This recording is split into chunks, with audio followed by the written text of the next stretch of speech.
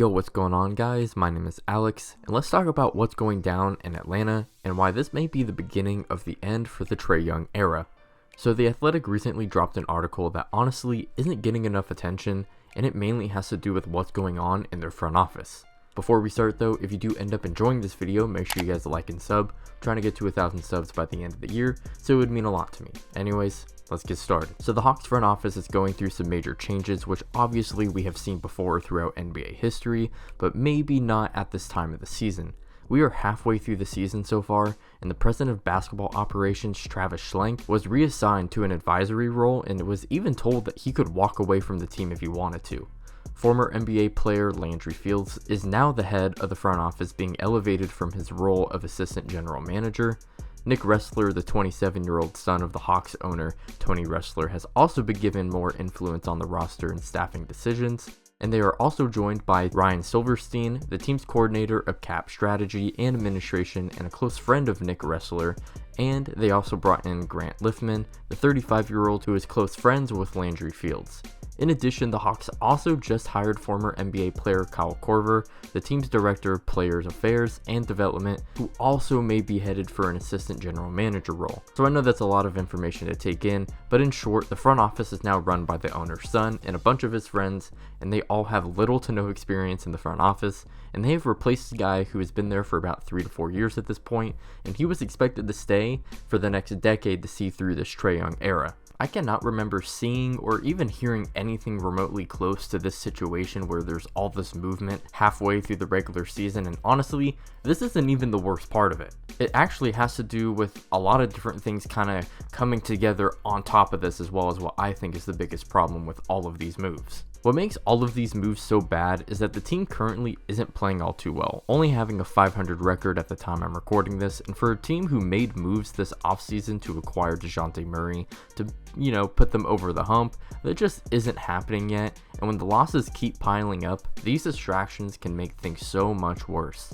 Speaking of DeJounte Murray, this situation is not at all what he was expecting when he joined this team. Before the season started, it was well documented that Murray was excited for the potential of him and Trae Young, and he was willing to sacrifice his own game rather than be on the San Antonio Spurs. But the Spurs are one of the most well-run teams in NBA history, and going from that to this monstrosity right now, you can say that this is something he just wasn't prepared for. If the Hawks continue to disappoint this season, DeJounte Murray would only be on the Hawks for one more season before he becomes a free agent.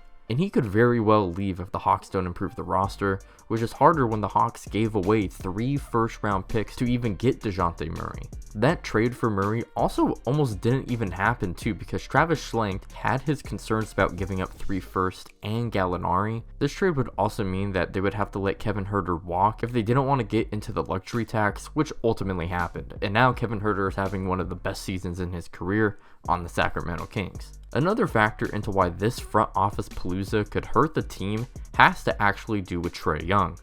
It was reported a few weeks ago that Trae already wants Nate McMillan gone, and this will most likely happen after this season. I feel like it's too late to fire him now, but Trae Young, according to the same guy who wrote about the Hawks front office, says that Trae Young has a lot of power within the organization, and he is friends with Nick Ressler, who again is now going to be leading the front office. This is bad on just so many levels, because at this point it's obvious that not only does the front office have control problems, but Trae Young's belief of having all of this juice is actually enabled by the owner of the team, since the owner of the team is making these moves in the front office, and those people in the front office reflect Trae Young's relationships with others. So it's going to get to the point where Trae Young and the front office are going to be buddy-buddy, and the front office is most likely just going to heed to whatever Trae Young wants.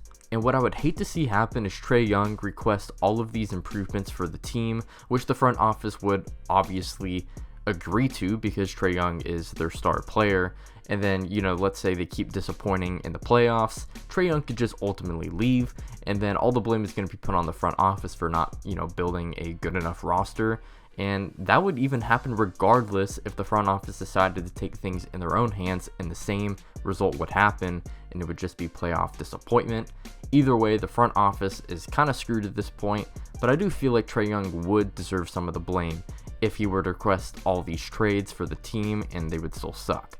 At the end of the day, winning solves everything, so who knows, the Hawks could figure it out this season or even next season, and all of this will just be in the past. But with how bleak things look right now and how messy everything is, if I was a Hawks fan, I would just be scared of the future because anything can happen, and we don't know what it will until it does. Well, those are my thoughts on the Atlanta Hawks and the front office situation. Let me know down in the comments what y'all think down below.